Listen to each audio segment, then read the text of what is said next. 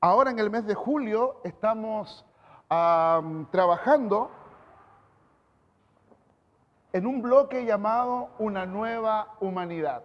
Y ha sido muy rico. La semana pasada el presbítero Darío nos hablaba en Romanos capítulo 12, versículo 1 y 2, y hacía un viaje por el libro de Romanos.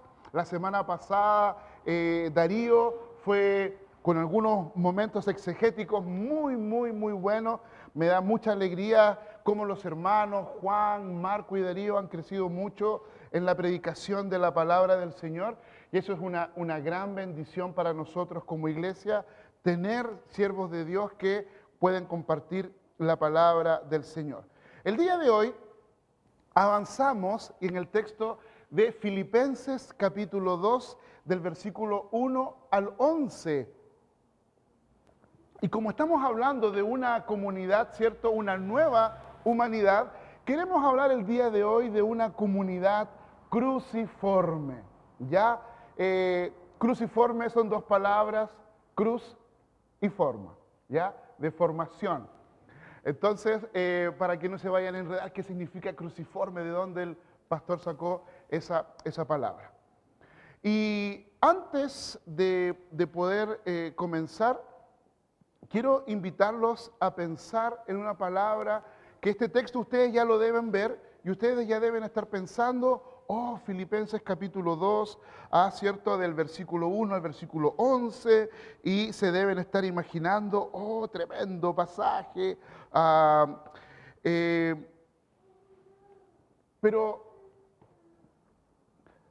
hay una palabra que está en el corazón de este pasaje que no es desconocida para las personas que no conocen al Señor.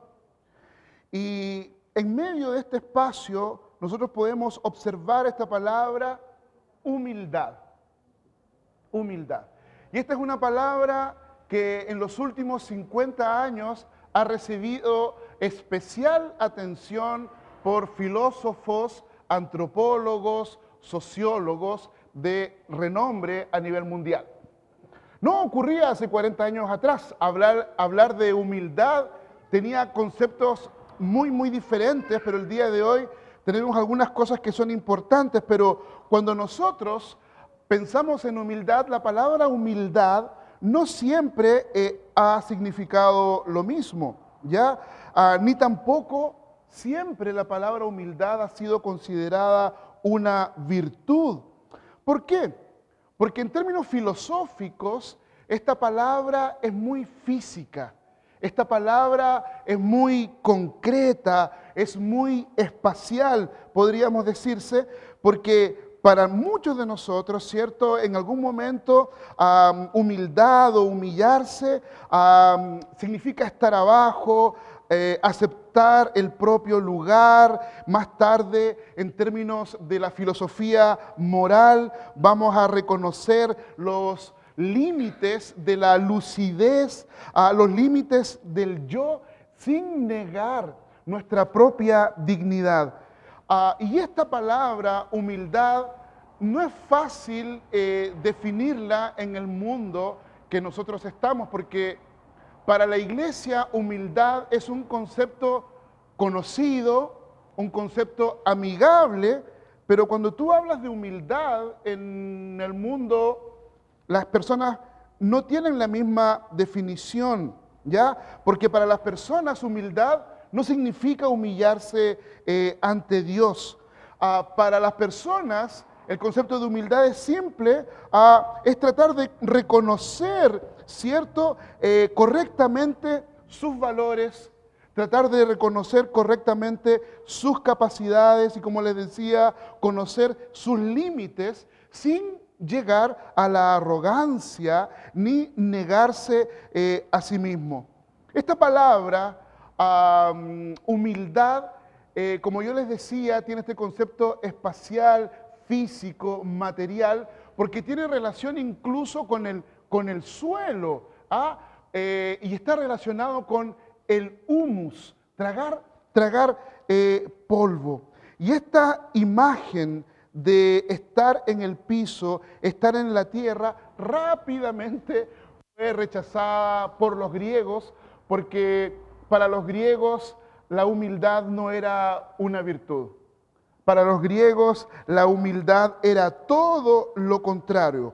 Para los griegos era algo feo, era algo horrible, humillarse. Incluso el día de hoy tenemos personas que en alguna discusión o vamos a ver también, ¿cierto? Esta palabra de esta persona fue humillada.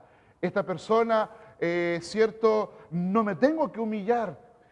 ¿Por qué? Porque carga sobre sí el peso valórico de los griegos. ¿Por qué? Porque la humillación es de abajo. La humillación es de los pobres. La humillación, la humildad es de los esclavos. La humillación, la humildad es de los vencidos, de las personas sin honor. Para los griegos ser humilde no era una virtud que tú podías elegir. Para los griegos, la humildad era una condición que las personas o ciertas personas padecían. Por lo tanto, este concepto después de estar abatido, de ser insignificante o socialmente inferior, que es sinónimo de rebajarse en el mundo greco-romano, completamente diferente a lo que nosotros nos podemos pensar.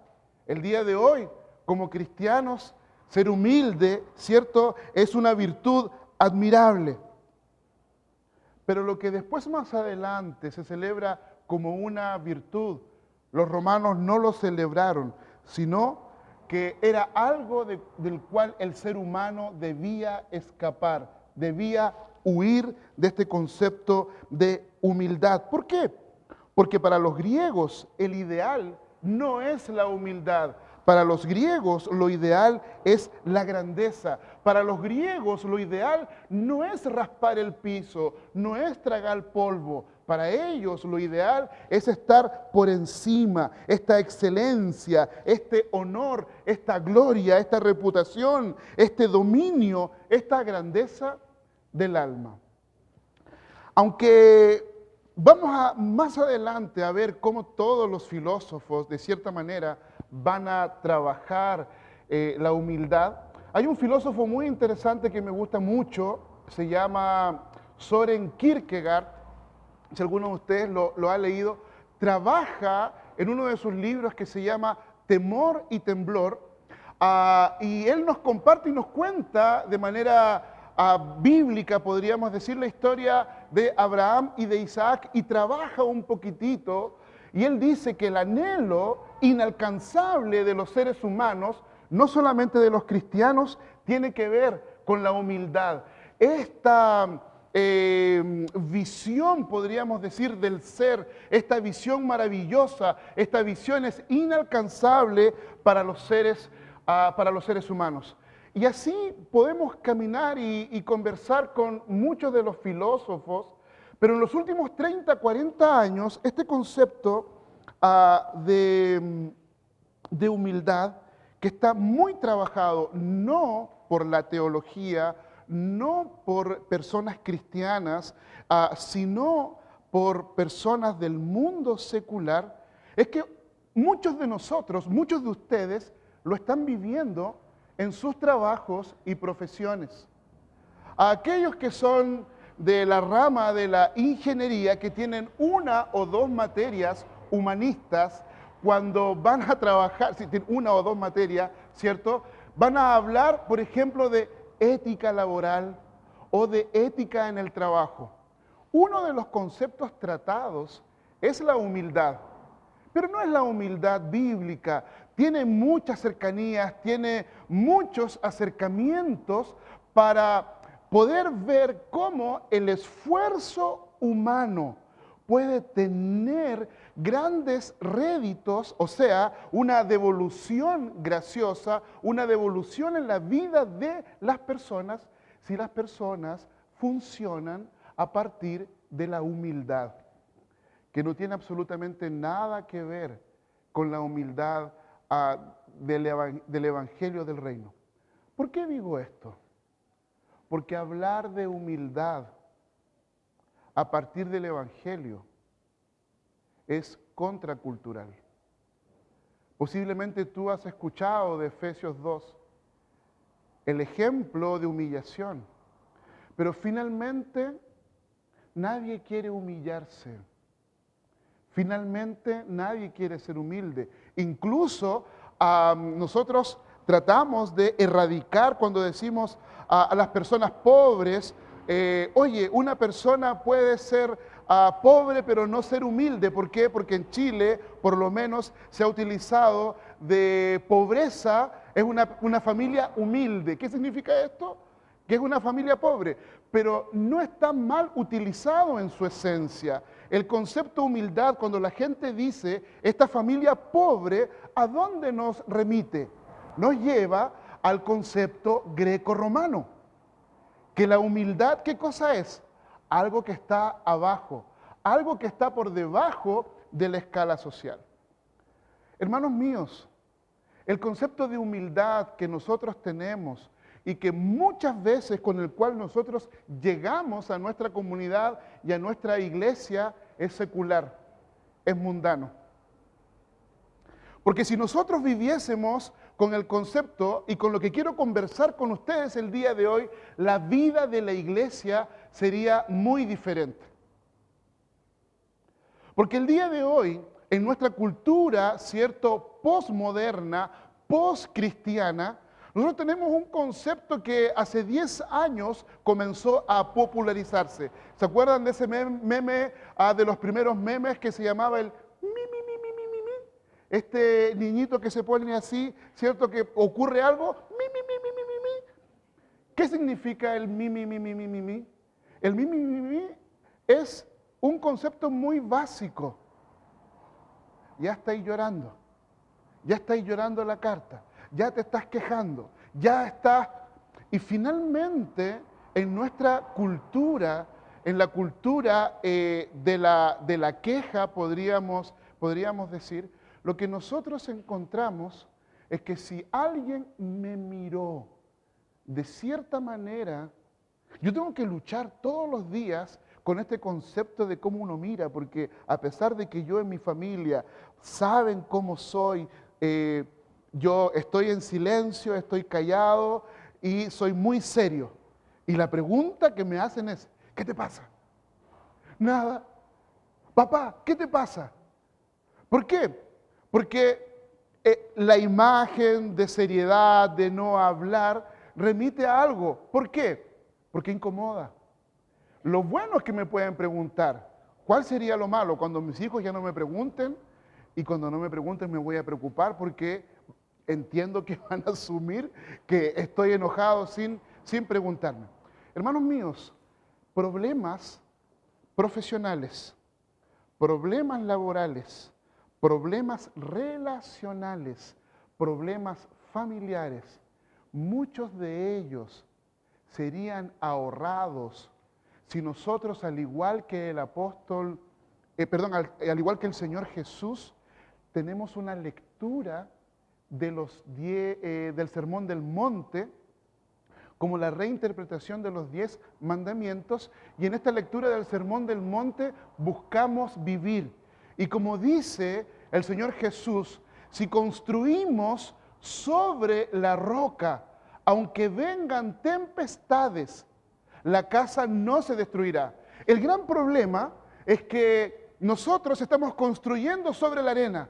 Ay, este hermano me miró así, esta hermana me miró así, que dijo esto, que puso esto en redes sociales, que puso esto otro aquí, que le puso me gusta a este, que no le puso me gusta, o como de repente conversamos con la May, pucha, te mando un montón de cuestiones por Instagram, no sé, y me las perdí.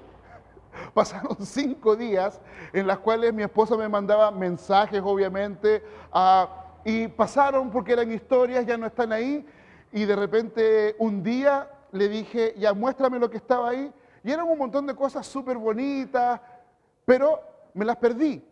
¿Pero por qué? Porque nuestra vida está en ese espacio. Y el día de hoy, yo no sé si la mayoría de ustedes, pero estoy seguro que gran parte de los problemas o de la construcción de dificultades pasan por las redes sociales. ¿Me respondió? ¿No me respondió? El otro día conversaba con un hermano y le decía, mejor te llamo. Sí, me dijo, mejor hablemos por teléfono porque uno no ve caras, uno no ve la disposición. ¿Y qué es lo que hace? Una gran cantidad de problemas. Yo mismo como pastor he tenido una gran cantidad de problemas porque dije algo, fui malinterpretado, me dijeron algo. Todo eso nos lo ahorraríamos si pudiésemos vivir la humildad bíblica que podemos encontrar en Filipenses capítulo 2. Entonces no quiero hablar a partir de la doctrina sistemática, de que tú conozcas la teología que hay en este texto, si en realidad no conoces esta palabra que tiene el poder de transformarte tu vida. Porque puedes conocerla, puedes saberla, tener conocimiento, ¿cierto? Pero sin poder comprender verdaderamente esto. Humildad, un concepto que parece que conocemos, pero que yo creo que es completamente desconocido. Y eso es lo que quiero compartir con ustedes con respecto a una comunidad cruciforme. La palabra del Señor en Filipenses capítulo 2, del 1 al 11, dice así. Por tanto, si hay alguna consolación en Cristo, si algún consuelo de amor, si alguna comunión del Espíritu, si algún afecto entrañable, si alguna misericordia, completen mi gozo sintiendo lo mismo, teniendo el mismo amor, unánimes, sintiendo una misma cosa. No hagan nada por contienda o por vanagloria, al contrario, háganlo con humildad y considerando cada uno a los demás como superiores a sí mismo. No busque cada uno su propio interés, sino cada cual también el de los demás. Que haya en ustedes el mismo sentir que hubo en Cristo Jesús, quien, siendo en forma de Dios, no estimó el ser igual a Dios como cosa a que aferrarse, sino que se despojó a sí mismo y tomó forma de siervo y se hizo semejante a los hombres. Y estando en la condición de hombre, se humilló a sí mismo y se hizo obediente hasta la muerte y muerte de cruz. Por lo cual Dios también lo exaltó a lo sumo, hasta lo sumo, y le dio un nombre que es sobre todo nombre, para que en el nombre de Jesús se doble toda rodilla de los que están en los cielos y en la tierra y debajo de la tierra, y toda lengua confiese que Jesucristo es el Señor para gloria de Dios Padre. Oremos. Señor, miserables somos, incapaces de poder leer tu palabra inicialmente como ella es. Es por eso que necesitamos del socorro de tu Espíritu Santo. Es por eso que necesitamos, Señor, de ti. Ilumínanos, Señor, en este día para poder compartir aquello que tú quieres compartir, consolar a tu pueblo. Trae palabras, Señor, que transforme nuestra vida. Gracias por la obra preciosa de Jesucristo, el Dios encarnado, y que nos permita, Señor, caminar en esta historia de la redención en la cual tú nos has colocado. En el nombre de Jesús, amén. Entonces, hermanos queridos, una comunidad guiada por la cruz de Cristo, sometida a la cruz de Cristo. Una comunidad cruciforme, podríamos decir, es una comunidad que nace de la gracia. Nace de la gracia que la une.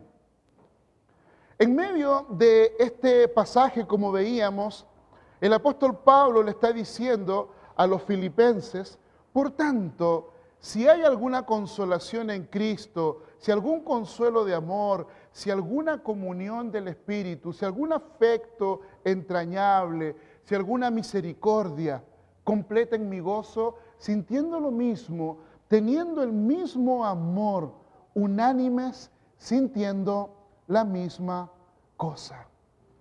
Una comunidad cruciforme es una comunidad que nace de la gracia que la une. Y este pasaje que encontramos acá, de Filipenses capítulo 2, versículo 1 y 2, nos muestra que esta gracia nace de Cristo porque Él la entrega. Esta unidad no nace de una afinidad que tengamos con las personas o con Dios, sino que nace de la gracia de Dios. Y al mismo tiempo nos muestra que esta comunión con su pueblo es un regalo que nosotros debemos cuidar.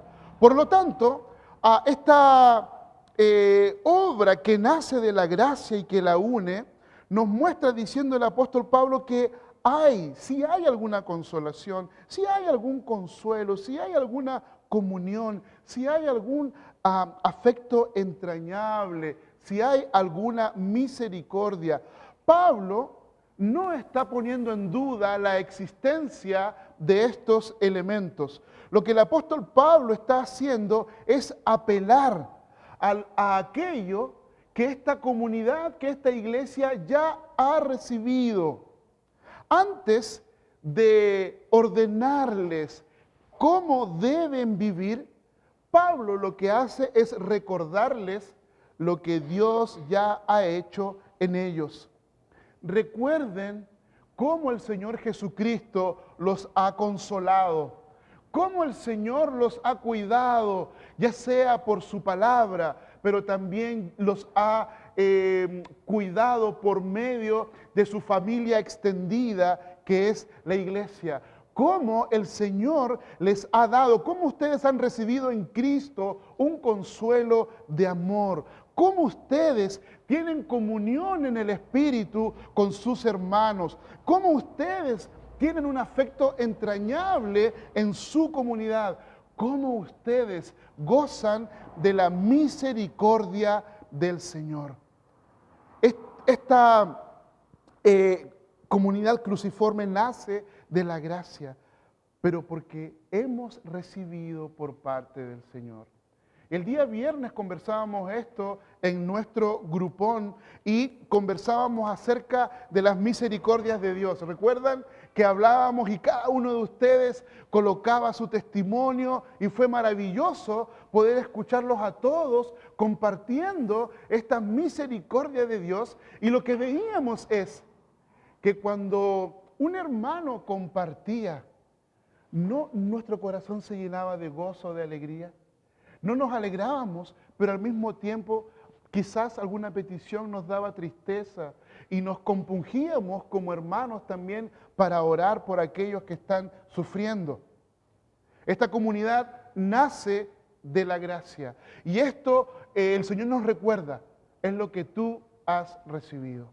Antes de pedirte que cumplas ciertos parámetros, antes que cumplas un montón de cosas, el Señor quiere que recuerdes todo lo que Él ya te ha dado, todo lo que has recibido de Cristo. Cuéntame todo lo que has recibido de Cristo. Estoy seguro que si comienzas a escribirlo en un cuaderno y comienzas a enumerarlos, el cuaderno se te va a acabar. No tendrías espacio para contar y compartir todo lo que Dios te ha dado, todo lo que Cristo te ha dado. Por lo tanto, esta comunidad comienza con lo que el Señor nos ha dado. Al mismo tiempo, esta comunidad nace de la gracia, pero no nace de la afinidad. Esta unidad no nace de la afinidad, sino que nace de la gracia. ¿Por qué? Porque la vida comunitaria cristiana no comienza con un esfuerzo moral de ser mejores personas. ¿Cuántos de nosotros fracasamos concretamente en nuestro esfuerzo? cuando el Señor nos pide, nos invita a vivir los mandamientos. No, la unidad no nace porque yo estoy afín con Dios y quiero cumplir. No, comienza con la gracia que hemos recibido. Somos llamados a vivir en humildad. ¿Y por qué somos llamados a vivir en humildad? Porque hemos sido alcanzados por la mayor humildad, la mayor virtud de todas, la humildad de Cristo. Somos llamados a vivir en misericordia porque hemos recibido misericordia. Somos llamados a cuidar la comunión porque el Espíritu Santo nos ha unido a Cristo, pero también nos ha unido a los unos a los otros. Hermano, si tú te ausentas de la comunidad y no sientes nada, y no percibes nada y tu corazón no te dice nada, hay dos situaciones complejas ahí. O tu corazón está completamente cauterizado y te da exactamente lo mismo la vida en comunidad, porque el pecado ha cauterizado eso, o no eres una persona que haya nacido de nuevo. Son dos opciones. Si tu vida, tú dices, me da lo mismo, yo voy a la iglesia cuando yo quiero, o yo lo hago como yo quiero. Si tu pensamiento es ese, el pecado ha cauterizado cualquier tipo de sensibilidad en nuestra vida. Si tú dices, no, yo no voy a los grupos de vida, a mí me da lo mismo, total, yo puedo crecer en la casa, puedo orar en la casa. Posiblemente tu corazón está cauterizado y el pecado te ha traído cicatrices profundas que estás insensible a la vida en comunidad. Pero si tú eres sensible, el día viernes sabe lo que te va a ocurrir. Si estás trabajando 7x7, si estás en un lugar, o el día domingo a la hora del culto, tu corazón va a arder. Tu corazón va a anhelar, querer estar en la presencia de Dios. Tu corazón va a querer estar con tus hermanos. No importa lo que ocurra, mi Dios se va a encargar de mis situaciones. Mi Señor lo va a hacer. No hablo de vivir irresponsablemente. Hablo de un estilo de vida sensible. ¿A qué cosa? A la gracia de Dios. Somos llamados a cuidar esta comunión. Por eso Pablo puede decir, completen mi gozo sintiendo lo mismo, teniendo el mismo amor, unánimes, sintiendo una misma cosa. Porque la unidad cristiana, queridos, no es simplemente que todos estemos de acuerdo en las mismas cosas. Tampoco es evitar conversaciones difíciles para mantener la paz de manera artificial con algunos. Es compartir una orientación profunda. Cristo, la buena noticia de su evangelio, de que Dios lo ha creado todo en gran manera, que somos pecadores, que hay redención en la persona de Jesús, redención y perdón de pecados, y que vamos a reinar con Él eternamente. Pero también somos partícipes de su reino, de su misión y de su forma de poder amar. Una comunidad guiada por la cruz, una comunidad cruciforme, no nace de una afinidad natural porque lo quiere hacer. Nace de la gracia que nos ha unido en Cristo Jesús. La afinidad humana dice, me acerco a aquellos que son parecidos a mí. Me acerco a aquellos con los cuales puedo conversar. Pero la gracia de Dios dice, Cristo me ha unido a personas con las cuales yo nunca escogería estar naturalmente. Porque Cristo me ha guiado a estar con esas personas como una nueva humanidad.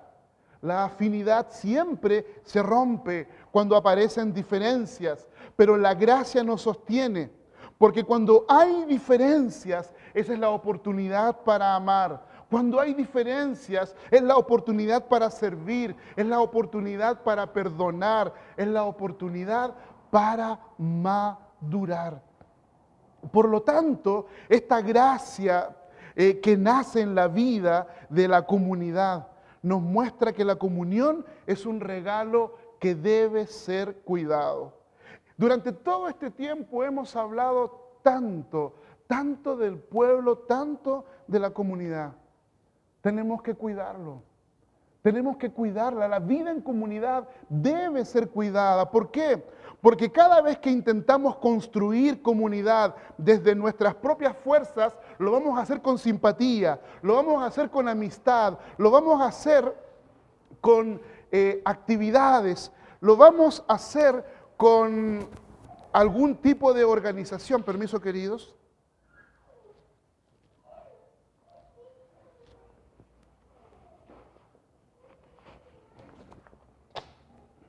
Lo vamos a hacer con algún tipo de organización o incluso con alguna buena voluntad. ¿Eso puede ayudar? Sí, claro que puede ayudar, pero no puede sostener a una comunidad del reino. Tu simpatía, tu amistad, tu organización, tu buena voluntad no sostiene a la comunidad del reino. La comunidad cristiana nace cuando las personas que son diferentes reconocemos que hemos recibido la misma gracia, que hay diferencia entre nosotros y que en medio del dolor y el sufrimiento somos consolados en medio de nuestras diferencias, porque el mismo Cristo está en medio trayendo restauración, trayendo juicio. El mismo Cristo nos une en su espíritu. Recuerden ese texto maravilloso que dice que donde dos o tres estén reunidos, que dice el Señor, yo estaré ahí.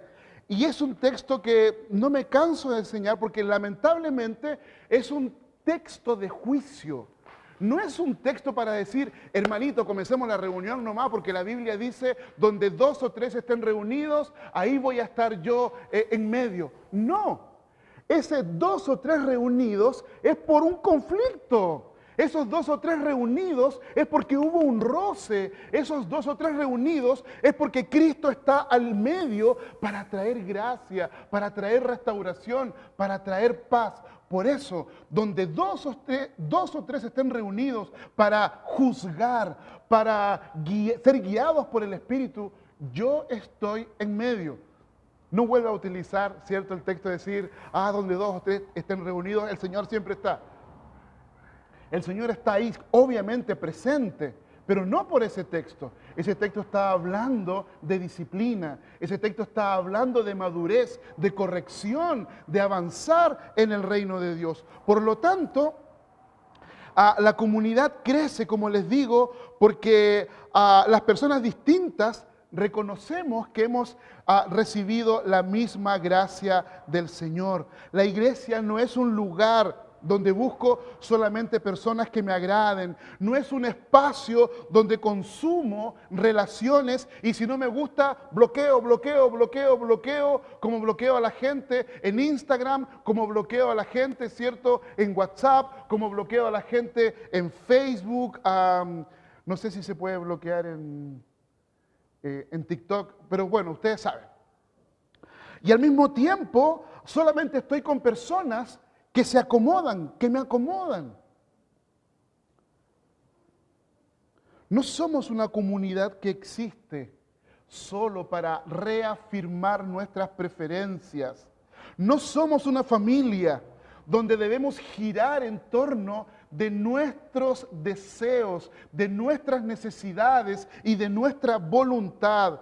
La iglesia es el cuerpo de Cristo. La iglesia es el pueblo que Jesucristo, el Dios encarnado, ha comprado, ha consolado, ha unido y ha llenado con su Santo Espíritu. Por eso la pregunta, hermanos queridos, no es simplemente si me siento cómodo en Oasis de Redención, si estoy bien en Oasis de Redención. La pregunta es, ¿estoy cuidando la comunión que Cristo compró a precio de sangre?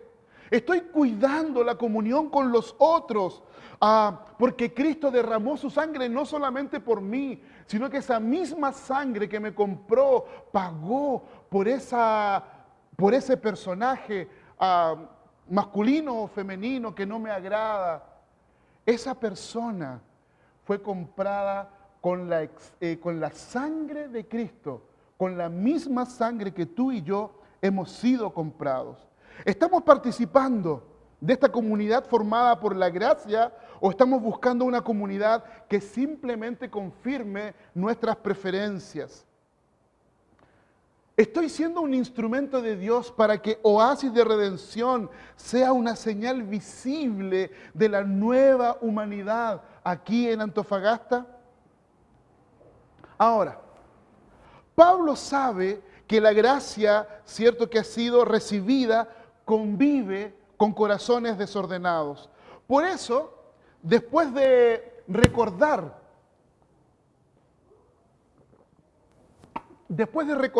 a los hermanos de Filipos lo que los une, Pablo va a traer una confrontación con aquello que divide a la iglesia. Y en este sentido nos invita a pensar que una comunidad cruciforme renuncia a la vanagloria que la divide. Una comunidad cruciforme renuncia a la vanagloria que la divide. El texto bíblico nos dice, no hagan nada por contienda o por vanagloria. Al contrario, háganlo con humildad y considerando cada uno a los demás como superiores a sí mismo. No busque cada uno su propio interés, sino cada cual también el de los demás. Una comunidad cruciforme renuncia a la vanagloria que la divide. Y en este texto nosotros podemos ver claramente que lo que Pablo está haciendo es un diagnóstico profundo. Y en este diagnóstico profundo lo que él va a ver es la vanagloria, pero también va a mostrar la humildad cristiana como una alternativa a la vanagloria. Va a mostrarnos algunos elementos de cómo se presenta la vanagloria en comunidad y también nos va a decir cómo esta vanagloria se puede disfrazar. En este diagnóstico profundo, nosotros como cuerpo, como iglesia, lo que el apóstol Pablo está diciendo es que la comunidad puede ser dañada no solamente por escándalos, también por pequeñas motivaciones y motivaciones persistentes. Motivaciones como rivalidad, comparación, ambición, deseo de ser reconocido o reconocida, necesidad de tener la razón, la búsqueda de control, resentimiento, orgullo herido, ser susceptibles a todo lo que me pueden decir, hambre profunda de aprobación. Pablo le da un nombre a todo esto. Y él dice, vanagloria, vanagloria. Y esta palabra que Pablo está utilizando tiene la idea de una gloria vacía. ¿Qué significa esto? Es el anhelo, es el deseo de parecer importante. Esta vanagloria es el anhelo, es el deseo de parecer espiritual, es el anhelo, es el deseo de sentir que somos necesarios, de sentir que somos superiores o que somos indispensables. ¿Por qué? Porque dentro hay un vacío que necesita ser llenado por el reconocimiento.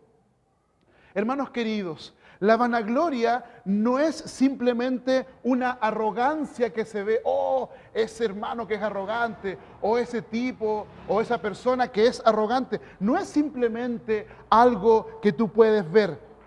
También la vanagloria puede ser una profunda inseguridad arraigada en tu alma. En cualquiera de esos dos casos, el ego, el yo, permanece en el centro, como lo hemos visto. Ya sea que la vanagloria sea para colocarte por encima de los demás, o ya sea que la vanagloria te haga, ¿cierto? Autocomiseración de ti y que todos te vean, pobrecito, pobrecita. Y es como yo les he contado, un día estábamos en la cocina con mi esposa y de repente estábamos conversando y entre una conversa aquí, y de repente ella me dijo algo que yo me sentí y como que mi corazón se aceleró, la temperatura de mi cuerpo cambió un poquitito y en medio de eso percibí esto que me incomodó profundamente lo que ella me dijo, una verdad, una de las tantas verdades que me dijo mi esposa. Y de repente yo empiezo,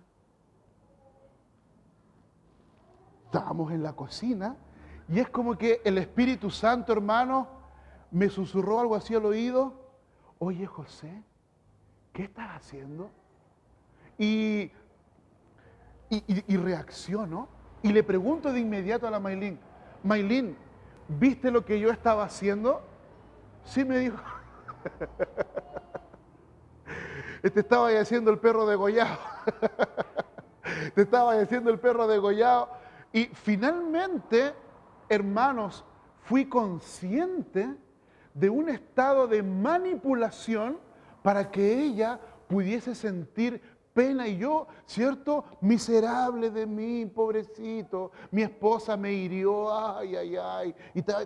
Y el Señor me muestra claramente cómo nosotros los seres humanos somos. ¿Cómo soy yo, José Prado? La vanagloria nos vuelve incapaces de amar bien, de amar correctamente, porque convertimos a las demás personas en espejos.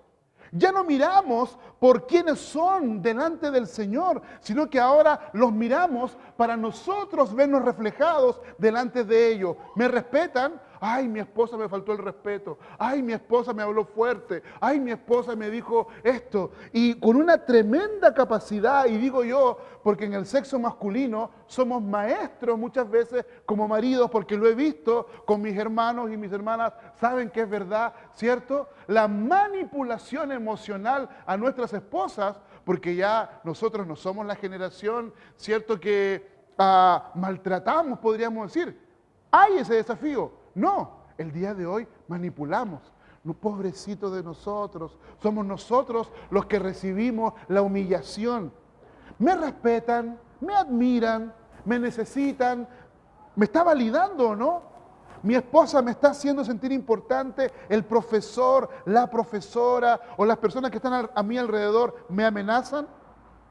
¿Por qué? Porque cuando nuestro ego de superioridad o cuando nuestro ego de inferioridad está vacío de gloria, usamos a los demás para llenar ese vacío.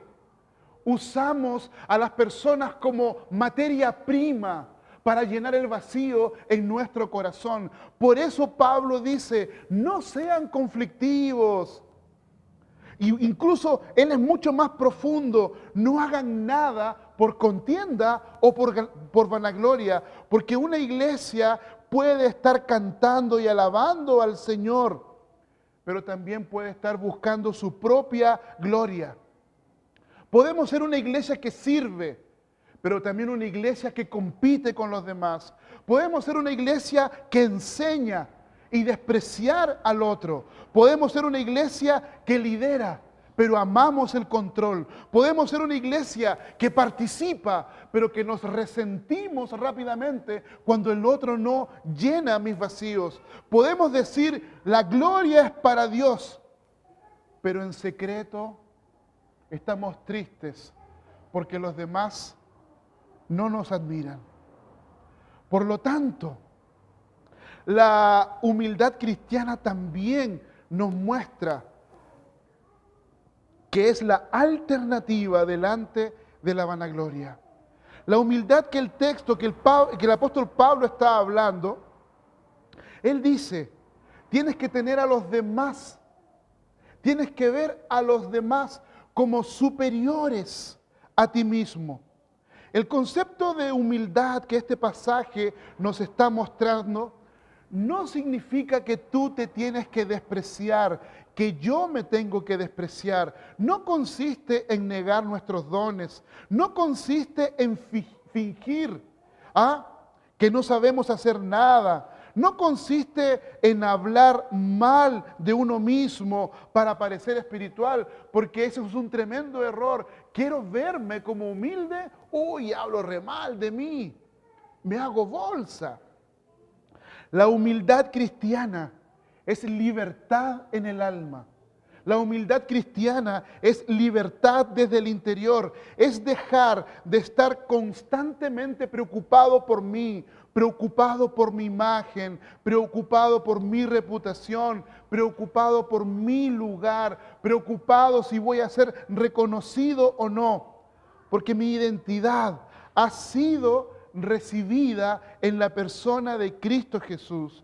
Pablo no dice que no miremos por las cosas nuestras. Pablo está diciendo que no solamente miremos por lo nuestro. La humildad no elimina la responsabilidad personal por nosotros. Lo que la humildad hace es abrir el cuidado hacia los demás. Y al mismo tiempo, el apóstol Pablo nos muestra que esta vanagloria se muestra con 4 elementos muy tóxicos en la vida de la iglesia. La vanagloria, este vacío de gloria, tiene un estilo de competencia compulsiva. ¿Por qué? Porque quiere obligarnos a vivir demostrando que tenemos algún tipo de valor. No basta servir, necesito que mi servicio sea visto. No basta hacerlo bien, necesito hacerlo mejor que los otros. No basta crecer, necesito que mi crecimiento me haga sentir mejor o quizás superior. La humildad permite buscar la excelencia sin convertir el desempeño en algo competitivo en relación a los demás. No necesito vivir compitiendo en el reino de Dios con los otros. Pero al mismo tiempo, esta gloria vacía se muestra por este tipo de desprecio donde el orgullo rebaja al otro para que nos podamos sentir un poco más alto. Lo hacemos quizás ocultando y somos tremendamente sarcásticos. O estamos dando una cantidad de críticas constantes. Somos tremendamente impacientes, somos duros, nos burlamos o somos incapaces de tratar con gracia a quien piensa distinto a mí, a quien se equivoca o quizás podría tener menos capacidades. La humildad, hermanos queridos, no niega el pecado y tampoco evita la corrección, pero no necesita destruir al otro. Al mismo tiempo, esta gloria vacía, esta vanagloria, nos vuelve incapaces de ser corregidos. Escuchamos para responder. Nos defendemos antes de poder comprender. Admitimos errores solo bajo una tremenda presión. Nos cuesta arrepentirnos voluntariamente. Pero el Señor nos muestra que la humildad es enseñable, que podemos tener convicciones firmes, pero al mismo tiempo reconocer nuestros errores. Y finalmente, necesitamos ser corregidos en nuestra autoconciencia, porque siempre, quizás estamos pensando que somos bacanes, que somos increíbles. Y es por eso que en mi mente estoy quedando mal con estoy quedando mal con esto, no me valoran. Parecí una persona incompetente en este trabajo, me ignoraron. ¿Qué estarán pensando de mí en ese rincón? Esos hermanos que están conversando ahí, la hermana me miró, ¿qué estará pensando de mí? ¿Qué me estará diciendo? Una persona puede estar tan concentrada en su inferioridad como otra que está concentrada en ser superior. No nos equivoquemos. esa sensación de inferioridad no es humildad, querido, es tremendamente vanagloria. Y nosotros necesitamos crecer, porque necesitamos mirarnos como el Señor nos está mirando. ¿Y cómo nosotros podemos deshacernos de esto? Teniendo mucho cuidado, porque la vanagloria, queridos, puede disfrazarse. Cuando nosotros estamos delante de otros, sin darnos cuenta, miramos al otro como un rival. Queremos ganar una conversación más que amar y cuidar a la persona. Queremos mostrar nuestra opinión más que la comunión. Aparece cuando dejamos de participar porque no se hizo lo que yo quería. No quiero estar ahí porque no se hace. O finalmente somos personas donde ponemos todo nuestro esfuerzo, todo nuestro empeño en lo que yo pienso y creo que yo me imagino que es. Pero si aquello no me interesa, no voy a hacer ningún tipo de esfuerzo. Y hablábamos en la semana con nuestros hermanos. Pensemos en algo que es tremendamente natural. Aquí sabemos que hay muchos hermanos que vienen a la iglesia a hacer aseo. Y obviamente por temas de tiempo muchos hermanos a veces no alcanzan. Pero hay hermanos que hacen el aseo solo. Solo. Y esos hermanos que están haciendo el aseo solo, tienen 5 personas en su grupo. Ese espacio es un espacio para caldo de cultivo. ¿Qué creen que puede estar ocurriendo si ese hermano no es acompañado o esa hermana no es acompañado y pastoreado en ese espacio? ¿Qué se le puede pasar por el corazón al hermano? ¿Recuerdan la historia de Marta y de María? ¿Se acuerdan que en la presencia del Señor, el Señor le dijo a Marta, Marta, atareada estás, pero Señor, ¿no ves a mi hermana? ¿No ves a mi hermana que no está haciendo nada y que yo estoy haciendo todo esto? Cuando nosotros no nos cuidamos, nos olvidamos que incluso en estos espacios nuestra identidad ministerial puede ser revertida y aquello que yo estaba tratando de construir tan fielmente al Señor puede convertirse en un veneno. En un veneno. Número 2, pensando en este mismo espacio, para el concepto cultural, y lo escuché hace muchos años aquí en la iglesia, yo no barro, yo no limpio, yo no hago aseo, eso es para otros. Yo estoy llamado para predicar, yo estoy llamado para enseñar, yo estoy llamado para hacer esto, esto otro. Hermanos míos, cuidado con ese tipo de sensaciones. Esta iglesia es una iglesia tremendamente comunitaria y necesita de todos.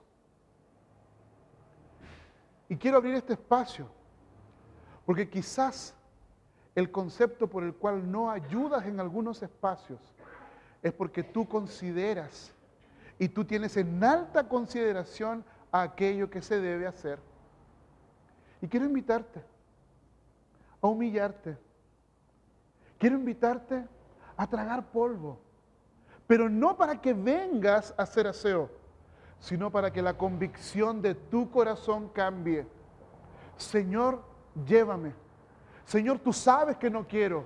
Señor, tú sabes que no me gusta. Señor, tú sabes que detesto ir a hacer aseo. Tú sabes que no quiero estar ahí. Tu oración no debe decir, Señor, llévame. Tu oración debe decir, cambia mi corazón. Porque estoy llenando tu gloria con mi propia esencia. Y no estoy diciendo que toda la iglesia tiene que estar toda la semana haciendo aseo. Lo que estoy tratando de mostrar con este principio, dónde está la inclinación de nuestro corazón. Porque el concepto de humildad que muchas veces nosotros tenemos no es el concepto bíblico. Por lo tanto, esto puede aparecer, incluso esta vanagloria, este vacío, cuando otros nos quieren corregir, cuando otros nos quieren enseñar y sin darnos cuenta vivimos completamente susceptibles, cuando disfrazamos de celo el servicio, cuando disfrazamos de celo el liderazgo, cuando disfrazamos de celo la madurez espiritual, pero en realidad nuestro corazón no está ahí. Por lo tanto debemos preguntarnos, ¿estoy sirviendo a Cristo y a mis hermanos?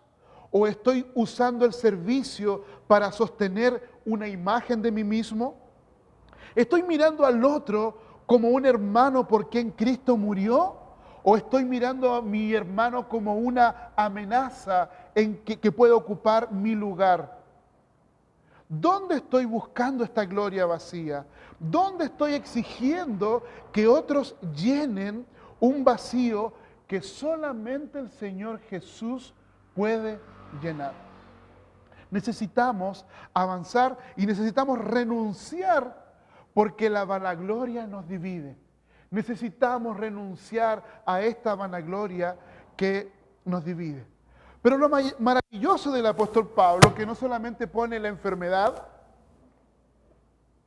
sino que también pone la cura. Y él nos dice que una comunidad cruciforme es sanada contemplando a Cristo. ¡Qué glorioso! Que haya en ustedes el mismo sentir que hubo en Cristo Jesús, quien siendo en forma de Dios, no estimó el ser igual a Dios como cosa a que aferrarse, sino que se despojó a sí mismo y tomó forma de siervo y se hizo semejante a los hombres, y estando en la condición de hombre, se humilló a sí mismo y se hizo obediente hasta la muerte de cruz. ¡Qué himno!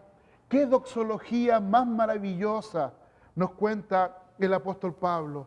Por lo cual Dios también lo exaltó hasta lo sumo y le dio un nombre que es sobre todo nombre, para que en el nombre de Jesús se doble toda rodilla de los que están en los cielos y en la tierra y debajo de la tierra, y toda lengua confiese que Jesucristo es el Señor, para gloria de Dios Padre. Una comunidad que está contemplando a Cristo es sanada, es sanada. ¿Y por qué es sanada? Porque la comunidad recibe la mente de Cristo. Que haya en ustedes el mismo sentir que hubo en Cristo Jesús. Esta palabra sentir apunta a una mentalidad, a una disposición del alma, a una manera de comprender la vida. El apóstol Pablo no está pidiendo una emoción pasajera. El apóstol Pablo está llamando a la comunidad, a la iglesia, a recibir la mente de Jesucristo, el Dios encarnado. El apóstol Pablo no está diciendo, hermanos, pórtense bien. El apóstol Pablo no está diciendo, traten de llevarse bien. Por favor, frenemos con esto. No estoy predicando moralismo. No estoy diciendo que Pablo dice, dejen de tomar, dejen de fumar, dejen de hacer esto. El apóstol Pablo tiene en su mente algo más sublime. La comunidad recibe la mente de Cristo. Y cuando la comunidad recibe la mente de Cristo y lo contempla, hay sanidad. Hay sanidad. Hermanos míos, no es un llamado moral. No es un llamado a dejar, simplemente decir, deja estos pecados. Es más profundo. Porque quien tiene la mente de Cristo va a llorar cuando peque. Quien tiene la mente de Cristo va a odiar ese pecado que lo atormenta. Quien tiene la mente de Cristo va a buscar ayuda para que el Señor lo guíe y lo restaure.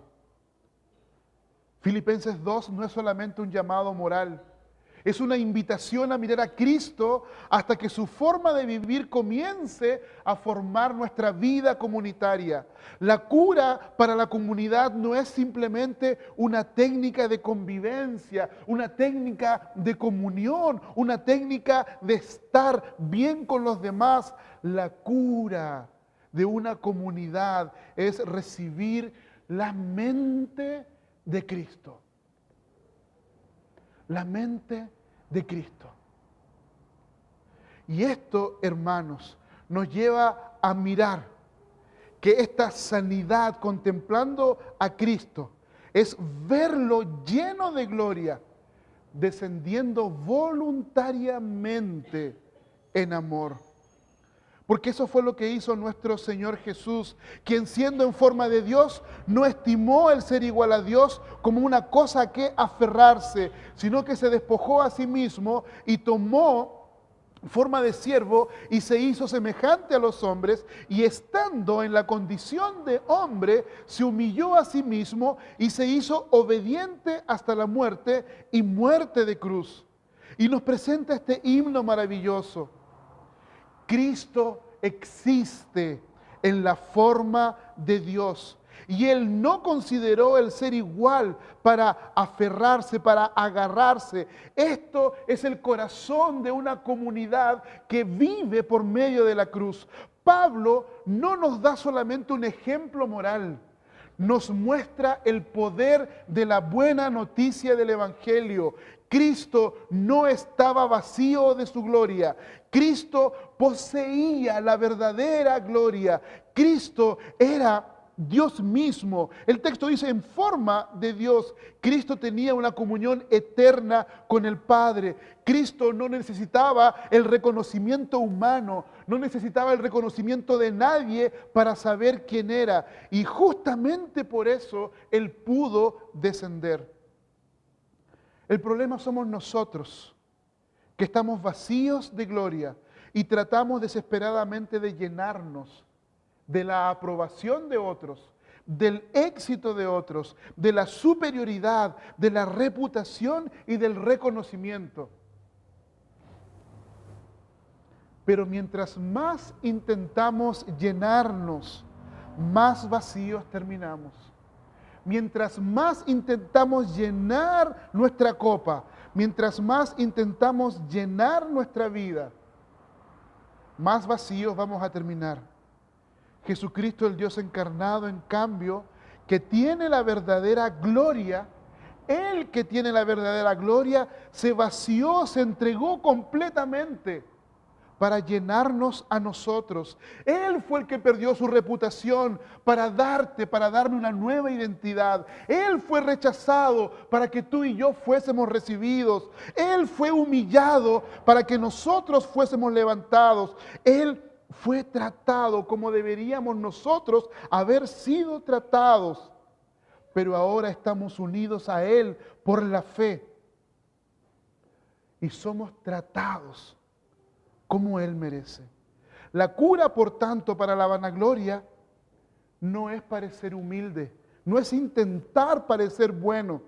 La cura es contemplar a Cristo y tener una relación de intimidad para que nuestra identidad esté escondida en Él.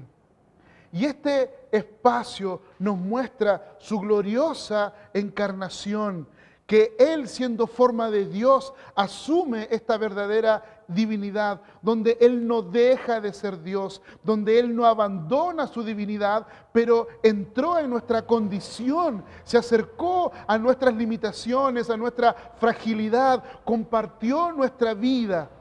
Por lo tanto, como iglesia, podemos aprender de esta encarnación de Jesús, no vivir desde la distancia, no vivir desde la superioridad, no vivir desde la indiferencia, sino acercarnos al otro en amor concreto. Si Cristo se ha humillado y tú has recibido sanidad, tú también puedes encarnarte para amar a los otros. Pero al mismo tiempo podemos ver a Jesucristo humillado ahí en la cruz.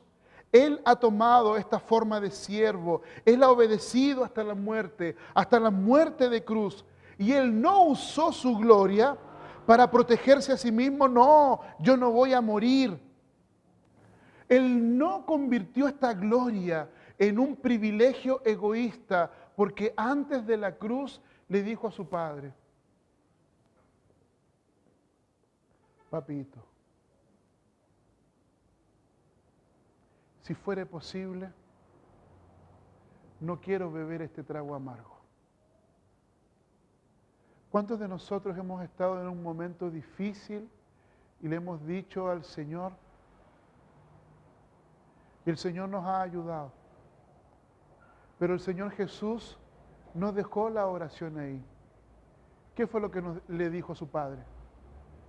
Pero que se haga tu voluntad y no la mía. ¿Cuántos estamos dispuestos a negarnos en nuestra propia voluntad? Él no convirtió su dignidad en un privilegio egoísta para Él. Él no se aferró a su posición para evitar la cruz, para evitar el servicio. No descendió porque le faltara gloria, sino porque su amor es verdaderamente glorioso. Si Cristo, siendo Señor, tomó forma de siervo, hermanos queridos, entonces nosotros como pueblo no podemos seguir buscando la superioridad. Y en esto vemos que Cristo fue exaltado por el Padre y Él nos libera a nosotros mismos también de buscar la autoexaltación. Del 9 al 11 dice así: por lo cual Dios también lo exaltó hasta lo sumo y le dio un nombre que es sobre todo nombre, para que en el nombre de Jesús se doble toda rodilla de los que están en los cielos y en la tierra y debajo de la tierra, y toda lengua confiese que Jesucristo es el Señor, para gloria de Dios Padre. El camino de Cristo no termina en humillación, por lo cual Dios lo exaltó. El Padre exalta al Hijo, le da el nombre que es sobre todo nombre, para que toda lengua confiese, para que toda rodilla se doble y confiese que Jesucristo es el Señor. Aquí aparece esta muestra de cómo el reino funciona. El reino es un reino invertido, completamente diferente al mundo. Mientras el mundo busca exaltarse a sí mismo, Cristo se humilla y es exaltado por el Padre. Mientras el mundo busca proteger su nombre, Cristo recibe un nombre que es sobre todo nombre. Mientras que el mundo busca que otros reconozcan su grandeza, en Cristo toda rodilla se doblará y toda lengua confesará que Jesucristo es el Señor. Esto nos libera de autoexaltarnos. No necesitamos construir nuestra gloria. No necesitamos usar a los otros como materia prima para nuestro éxito. No necesitamos competir para tener visibilidad. No necesitamos defendernos ansiosamente. No necesitamos defender nuestra imagen. Dios exaltó a Cristo. Y todos aquellos que pertenecen a Cristo pueden vivir en humildad, porque nuestras vidas están escondidas en Cristo y en Dios. No necesitamos. Y en este sentido, esta comunidad del reino toma la forma de su Rey. Si caminamos en esta dirección cruciforme, no somos una comunidad débil. Somos una comunidad fuerte a la manera de Cristo, fuerte para perdonar, fuerte para servir, fuerte para entregarnos, fuerte para pedir perdón, fuerte para recibir corrección, fuerte para alegrarnos por el bien del otro, fuerte para no devolver mal por mal, desprecio por desprecio, fuerte para amar sin exigir el reconocimiento de otros. Esto es tremendamente contracultural.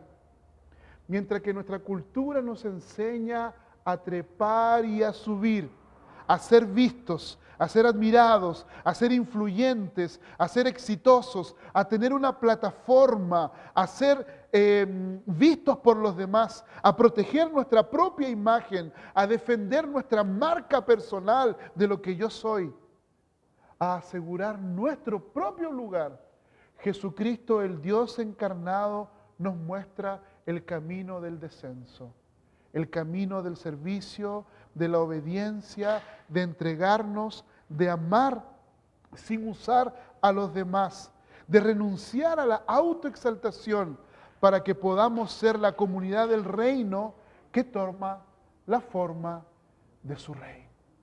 Que el Señor nos bendiga, que el Señor nos ayude a caminar en esta dirección. Y para meditar y practicar y poder irnos a casa pensando en esto. Pensemos en lo siguiente. ¿Dónde aparece en mí la rivalidad, la comparación o la necesidad de que otros me reconozcan? ¿Qué parte de mi servicio está mezclada con vanagloria? ¿A quién me cuesta estimar, escuchar o servir con humildad? ¿Dónde estoy buscando que otros llenen el vacío que solamente Cristo puede llenar? Necesitamos hacernos estas preguntas, queridos. Pero al mismo tiempo, tenemos que preguntarnos qué tipo de cultura comunitaria nos estamos formando. ¿Somos una comunidad que compite o una comunidad que sirve? ¿Somos una comunidad de afinidad o una comunidad de la gracia? ¿Somos una comunidad donde cada uno defiende lo suyo o donde aprendemos a mirar también por lo de los demás? Caminemos en esta dirección. ¿Cómo cambia Filipenses 2 nuestra manera de liderar, de enseñar, de cantar, de servir, de corregir, de tomar decisiones y acompañar a otros? Y finalmente, ¿nuestros ministerios reflejan la mente de Cristo o reproducen lógicas de control, lógicas de visibilidad y lógicas de autoafirmación? Que Jesucristo, el Dios encarnado, haga de nosotros una comunidad cruciforme como una señal pública del reino de Dios, en una cultura marcada por el éxito, marcada por la competencia, marcada por el cansancio, marcada por la sospecha, marcada por la autoafirmación.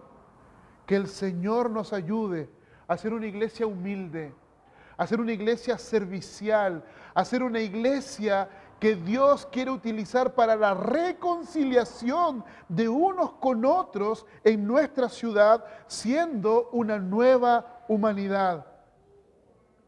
No vamos a construir la misión de Dios solo anunciando con palabras. También la podemos hacer visible en el tipo de comunidad que el Señor nos está formando. Que el Señor nos bendiga.